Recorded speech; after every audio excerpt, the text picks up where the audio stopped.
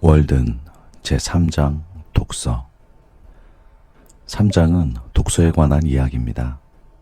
숲속에 혼자 살면서 나는 책과 함께 했습니다. 사람들은 종종 이렇게 묻습니다.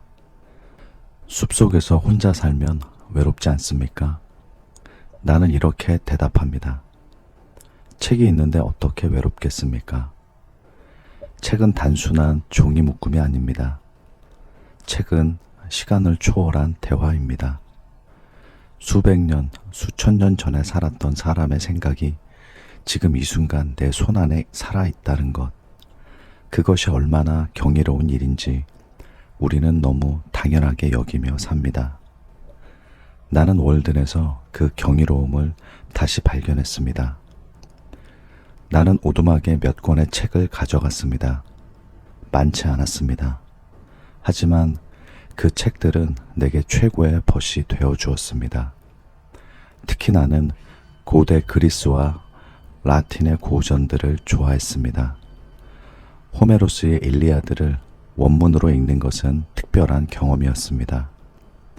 수천 년 전에 쓰인 언어가 지금도 살아 숨쉬고 그 안에 담긴 인간의 감정과 지혜가 시간을 뛰어넘어 내게 말을 건네왔습니다. 트로이 전쟁의 영웅들이 느꼈던 두려움과 용기, 사랑과 분노가 마치 어제 일처럼 생생했습니다. 인간의 본질은 수천 년이 지나도 변하지 않는다는 것을 나는 그 책을 통해 깨달았습니다. 책을 읽는다는 것과 글자를 아는 것은 전혀 다른 일입니다. 진정한 독서는 온 정신을 집중해야 하는 고된 작업입니다. 좋은 책을 읽을 때 우리는 발끝으로 서서 최선의 시간을 바쳐야 합니다. 마치 운동선수가 훈련하듯이, 마치 장인이 작품을 만들듯이 그렇게 읽어야 비로소 책이 가진 깊이를 느낄 수 있습니다. 가볍게 훑어보는 독서는 책의 표면만 스치고 지나갑니다. 하지만 한 줄 한 줄 음미하며 읽는 독서는 책 속으로 깊이 들어가는 여행입니다. 같은 책이라도 어떻게 읽느냐에 따라 전혀 다른 책이 됩니다.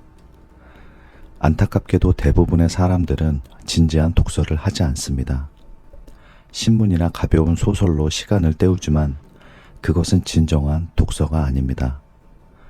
알파벳을 배우고 나서 그것으로 무엇을 읽느냐가 진짜 문제입니다.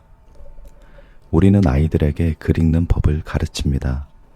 하지만 무엇을 읽어야 하는지, 어떻게 읽어야 하는지는 가르치지 않습니다. 그래서 많은 사람들이 글을 읽을 줄 알면서도 진짜 독서를 해본 적이 없습니다. 글자를 해독하는 것과 의미를 이해하는 것은 다릅니다. 의미를 이해하는 것과 삶에 적용하는 것은 또 다릅니다. 진정한 독서는 그 세 가지를 모두 거치는 것입니다. 나는 월든에서 읽기 가장 좋은 시간이 아침이라는 것을 발견했습니다.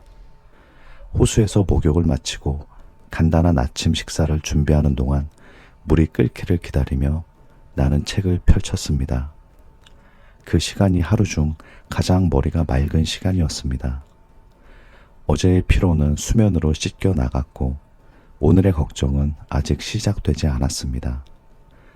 그 완벽한 고요함 속에서 읽는 책은 다른 어떤 시간에 읽는 것보다 더 깊이 마음에 새겨졌습니다. 위대한 작가의 정신이 맑은 정신으로 들어올 때 그것은 단순한 정보가 아니라 지혜가 됩니다. 매일 아침 좋은 책을 읽는 것, 그것이 내가 월든에서 얻은 가장 소중한 습관 중에 하나입니다. 고전을 읽는 것에 대해 많은 사람들이 어렵다고 말합니다. 언어가 낯설고 배경이 낯설며 등장인물들의 이름도 발음하기 어렵습니다. 나는 그 어려움을 부정하지 않습니다. 하지만 그 어려움을 넘어섰을 때 얻는 것이 있습니다. 오랜 시간 동안 수많은 사람들에게 읽혀온 책에는 이유가 있습니다. 그것이 인간의 본질적인 무언가를 건드리기 때문입니다. 유행처럼 나타났다가 사라지는 베스트셀러와 달리 수백 년을 살아남은 고전에는 시간이 검증한 진실이 담겨 있습니다. 어렵더라도 한 페이지씩, 한 문장씩 나아가다 보면 어느 순간 그 책이 자신에게 말을 건네고 있음을 느끼게 됩니다. 나는 책을 읽으면서 자주 멈췄습니다. 한 문장이 마음에 걸리면 그냥 지나치지 않았습니다. 책을 내려놓고 그 문장을 오랫동안 생각했습니다.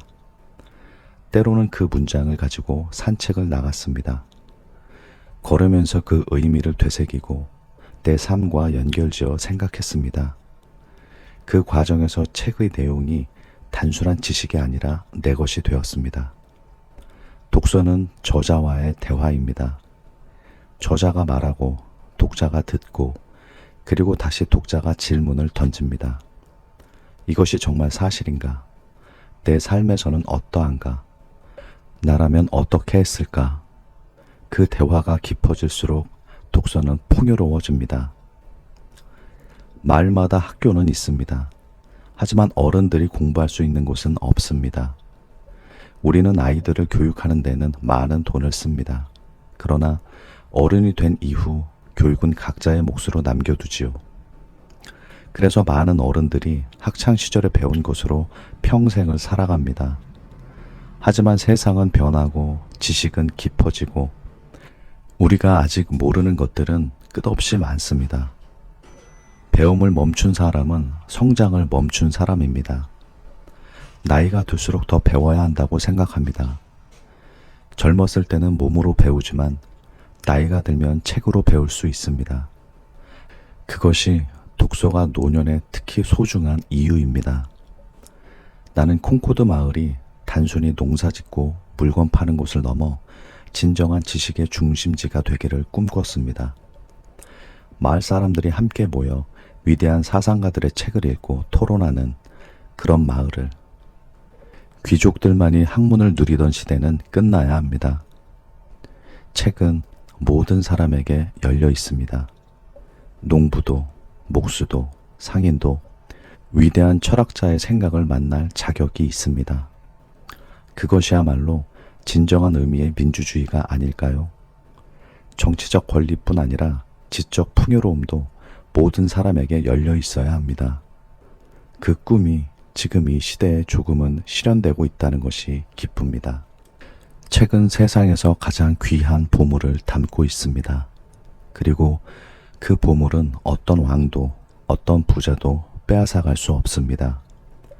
단지 책을 진지하게 읽는 사람만이 그 보물을 얻을 수 있을 뿐입니다. 황금은 강한 자가 빼앗아갈 수 있습니다.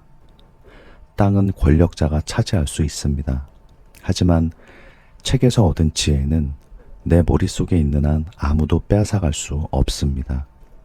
그것이 독서의 가장 큰 가치입니다. 물질적인 것은 이룰 수 있습니다. 하지만 정신적인 것은 영원합니다. 내가 읽은 책들, 그 책들이 내게 가르쳐 준 것은 내 삶이 끝날 때까지 나와 함께 있을 것입니다. 나는 숲속에서 독서를 하면서 이런 생각을 자주 했습니다. 나는 지금 혼자이지만 결코 혼자가 아니다. 내 손에 들린 책의 저자가 나와 함께 있고 그 책에서 언급된 수많은 사상가들이 나와 함께 있다. 나는 호메로스와 함께 트로이 전쟁의 들판을 걷고 소크라테스와 함께 아테네의 광장에서 대화를 나누고 공자와 함께 인의 의미를 생각합니다. 이것이 독서의 마법입니다. 몸은 한 곳에 있어도 정신은 어디든 갈 수 있습니다. 시간도 공간도 독서 앞에서는 의미를 잃습니다. 그래서 나는 숲속에서 단 한 번도 외로움을 느끼지 않았습니다. 독서에도 종류가 있습니다. 나는 크게 두 가지로 나눌 수 있다고 생각합니다. 하나는 정보를 얻기 위한 독서이고 다른 하나는 지혜를 얻기 위한 독서입니다. 정보를 얻기 위한 독서는 필요합니다. 세상이 어떻게 돌아가는지, 내 일을 더 잘하려면 어떻게 해야 하는지 이런 것들은 알아야 합니다. 하지만 그것만으로는 부족합니다. 우리에게는 지혜를 얻기 위한 독서도 필요합니다. 어떻게 살아야 하는가? 무엇이 중요한가? 인간이란 무엇인가? 이런 근본적인 질문들과 씨름한 사람들의 책을 읽는 것, 그것이 우리를 더 깊은 사람으로 만듭니다. 정보는 빠르게 변하지만 지혜는 시간이 지나도 변하지 않습니다. 나는 번역본보다 원문을 읽기를 권합니다. 물론 모든 언어의 원문을 읽는 것은 불가능합니다. 하지만 적어도 한두 가지의 언어를 깊이 배워 그 언어로 쓰인 책을 원문으로 읽는 경험을 해보시기 바랍니다. 번역이라는 것은 아무리 훌륭해도 원문의 뉘앙스를 완벽하게 전달할 수 없습니다. 마치 그림의 복사본이 원본의 질감을 전달할 수 없듯이. 나는 그리스어로 호메로스를 읽을 때 번역본에서는 느끼지 못했던 것들을 느꼈습니다. 언어 자체가 가진 리듬, 단어 하나하나에 담긴 의미의 층위, 그것이 2000년이 넘는 세월을 건너 내게 직접 전해졌습니다. 독서는 단순히 지식을 쌓는 것이 아닙니다. 독서는 상상력을 기르는 것입니다. 책을 읽을 때 우리는 글자를 보지만 마음속에서는 그것이 그림이 됩니다. 소리가 됩니다. 냄새가 됩니다. 그리고 감정이 됩니다. 그 과정에서 우리의 내면 세계가 확장됩니다. 좋은 책을 많이 읽은 사람은 실제로 경험하지 않은 것들도 마음으로 이해할 수 있습니다. 다양한 삶을 간접적으로 경험했기 때문입니다. 그것이 독서가 인간을 더 넓은 사람, 더 이해심이 깊은 사람으로 만드는 이유입니다. 다른 시대, 다른 나라, 다른 환경의 사람들 이야기를 읽음으로써 우리는 우리 자신의 좁은 세계에서 벗어납니다. 나는 책을 읽다가 좋은 구절을 만나면 노트에 적습니다. 그리고 그 노트를 때때로 다시 읽습니다. 같은 구절이라도 처음 읽을 때와 몇 달 후에 다시 읽을 때 느낌이 달랐습니다. 내가 변했기 때문입니다. 책은 변하지 않지만 독자는 변합니다. 그래서 같은 책을 여러 번 읽으면 매번 새로운 것을 발견하게 됩니다.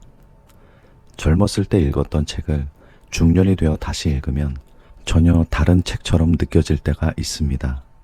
그것은 책이 달라진 것이 아니라 내가 달라진 것입니다.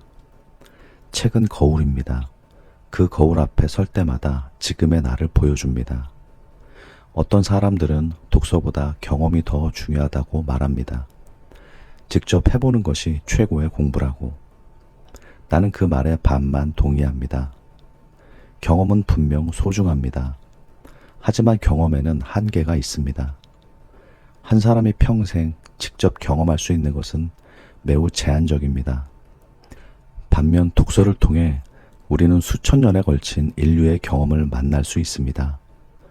누군가가 실패하고 배운 것을 내가 실패하지 않고 배울 수 있습니다. 누군가가 평생을 바쳐 발견한 진실을 나는 한 권의 책을 통해 만날 수 있습니다. 그것이 독서의 효율입니다. 경험과 독서, 이 두 가지가 균형 있게 결합될 때 진정한 지혜가 만들어집니다.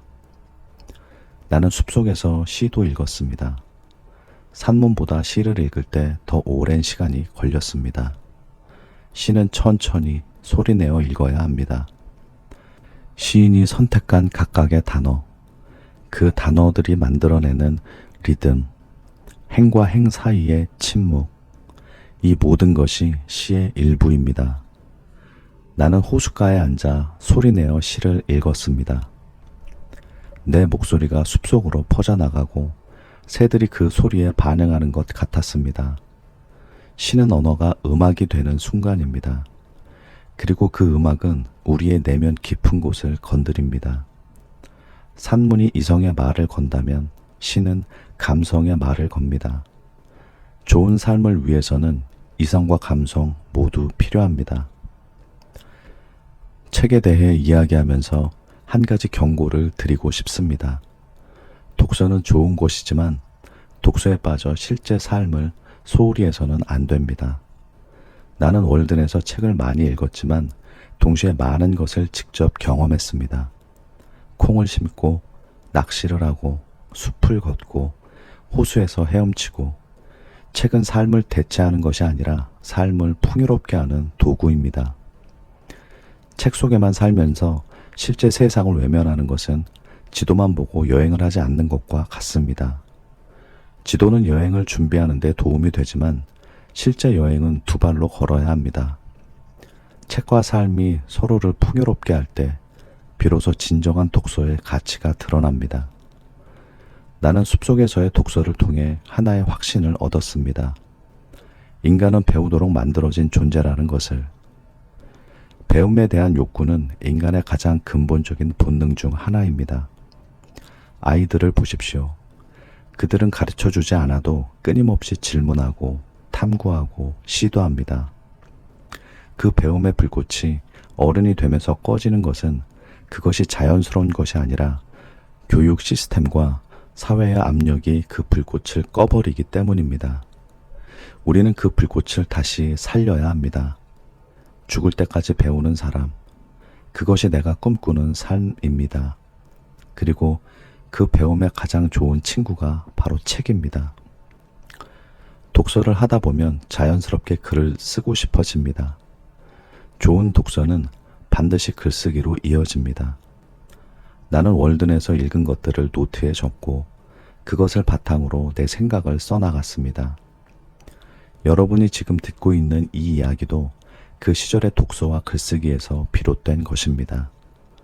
독서가 씨앗이라면 글쓰기는 그 씨앗이 꽃을 피우는 과정입니다.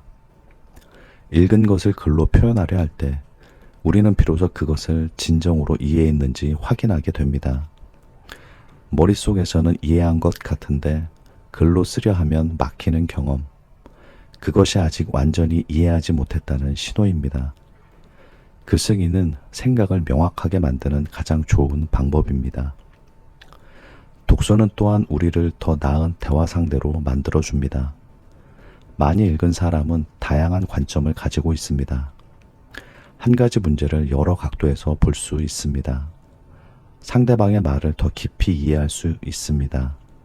그리고 자신의 생각을 더 정확하게 표현할 수 있습니다. 나는 월든에서 혼자 살면서도 가끔 마을에 내려가 사람들과 대화를 나눌 때 숲속에서 읽은 책들이 큰 도움이 되었다는 것을 느꼈습니다. 책이 없었다면 나는 2년간의 고독한 생활 속에서 생각이 좁아졌을 수도 있습니다. 하지만 책을 통해 끊임없이 새로운 생각들을 만났기 때문에 오히려 더 풍요로운 내면을 가지게 되었습니다. 나는 소위 실용적인 책보다 실용적이지 않아 보이는 책을 더 좋아했습니다. 어떻게 농사를 잘 짓는가, 어떻게 집을 잘 짓는가 하는 책들은 물론 중요합니다. 하지만 나는 어떻게 살아야 하는가, 무엇이 아름다운가, 선함이란 무엇인가를 탐구하는 책들을 더 소중히 여겼습니다. 사람들은 그것이 비실용적이라고 말합니다. 하지만 나는 생각이 다릅니다. 어떻게 살아야 하는지를 아는 것이 어떻게 밥을 버는지를 아는 것보다 더 실용적입니다. 방향을 잘못 잡은 채 아무리 열심히 달려봐야 목적지에서 점점 멀어질 뿐이니까요. 철학과 문학과 시, 이것들이 가장 실용적인 학문입니다. 책을 고르는 것도 기술입니다. 세상에는 너무나 많은 책들이 있습니다. 그 모든 책을 읽을 수는 없습니다.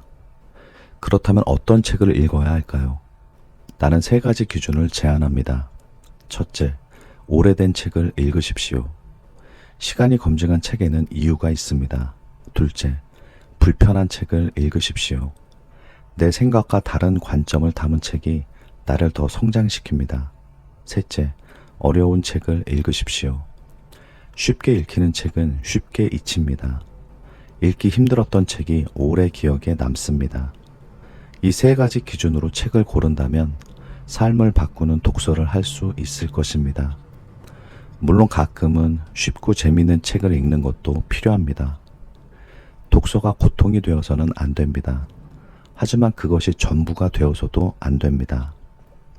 나는 자연 속에서 독서를 하면서 특별한 것을 발견했습니다. 자연과 책이 서로를 풍요롭게 한다는 것을. 숲속을 걷다가 나무를 보면 내가 읽은 책의 어느 구절이 떠오릅니다. 책을 읽다가 어떤 개념을 만나면 숲에서 본 어떤 장면이 그 개념을 설명해 줍니다. 자연은 책이고 책은 자연입니다. 위대한 사상가들은 모두 자연을 사랑했습니다. 왜냐하면 자연 속의 모든 진리가 담겨 있기 때문입니다. 인간이 쓴 책은 그 자연의 진리를 언어로 옮기려는 시도입니다. 그래서 자연을 이해하면 책을 더 깊이 이해하게 되고 책을 읽으면 자연을 더 깊이 이해하게 됩니다. 독서를 방해하는 것들에 대해서도 이야기해야 할 것 같습니다. 우리 시대에는 독서를 방해하는 것들이 너무나 많습니다. 언제든 손에 닿는 스마트폰, 끊임없이 울리는 알람 소리, 넘쳐나는 영상 콘텐츠. 이것들은 모두 우리의 주의를 분산시킵니다. 책을 읽으려면 집중이 필요합니다. 그리고 집중은 방해받지 않는 환경에서만 가능합니다. 나는 숲속에서 그 환경을 자연스럽게 얻었습니다. 하지만 도시에서 사는 여러분은 그 환경을 의도적으로 만들어야 합니다. 스마트폰을 다른 방에 두고 알림을 끄고 조용한 구석을 찾으십시오. 단 30분이라도 오롯이 책에만 집중하는 시간. 그 시간이 쌓이면 삶이 바뀝니다. 독서의 또 다른 힘은 공감 능력을 키워준다는 것입니다. 소설을 읽을 때 우리는 주인공의 삶 속으로 들어갑니다. 그의 기쁨을 함께 기뻐하고 그의 슬픔을 함께 슬퍼합니다. 나와 전혀 다른 삶을 사는 사람의 내면을 경험합니다. 이것이 공감 능력을 키웁니다. 연구에 따르면 소설을 많이 읽은 사람들이 타인의 감정을 더 잘 이해한다고 합니다. 그것은 단순한 우연이 아닙니다. 수많은 다른 삶을 간접 경험한 사람은 당연히 다양한 감정과 상황을 더 잘 이해할 수 있습니다. 공감 능력이 높은 사람이 더 좋은 친구, 더 좋은 부모, 더 좋은 동료가 됩니다. 그리고 그 공감 능력을 기르는 가장 좋은 방법 중 하나가 독서입니다. 책과 현실 사이의 균형에 대해서도 한 말씀 드리겠습니다. 나는 월든에서 책을 많이 읽었지만 동시에 직접 손으로 일하고 걷고 자연을 관찰하는데 더 많은 시간을 보냈습니다. 책은 삶의 도구이지 삶 그 자체가 아닙니다. 책 속에서 행복의 비밀을 찾는 것보다 직접 살면서 그 비밀을 발견하는 것이 더 중요합니다. 책은 지도입니다. 지도는 여행을 더 풍요롭게 해주지만 지도만 보고 있으면 정작 여행을 못합니다. 책을 읽되 그 책이 인도하는 방향으로 실제로 걸어가십시오. 배운 것을 실천하십시오. 그 실천이 다시 책에 대한 이해를 깊게 만들고 그 이해가 다시 삶을 더 풍요롭게 만듭니다.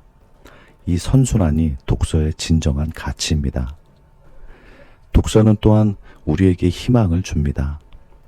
세상이 너무 힘들게 느껴질 때, 삶이 무의미하게 느껴질 때 좋은 책을 펼치면 누군가의 목소리가 들립니다. 수백 년 전에 나와 같은 고민을 했던 사람, 나와 같은 두려움을 느꼈던 사람, 그리고 그것을 이겨내고 아름다운 삶을 살았던 사람의 목소리가, 그 목소리가 말합니다. 당신만 그런 것이 아닙니다. 나도 그랬습니다. 그리고 나는 이렇게 살아냈습니다. 그 말이 위로가 되고 용기가 됩니다. 책은 인류가 서로에게 건네는 가장 오래된 위로의 방식입니다. 그리고 그 위로는 지금 이 순간에도 유효합니다. 책장을 넘길 때마다 우리는 혼자가 아님을 느낍니다.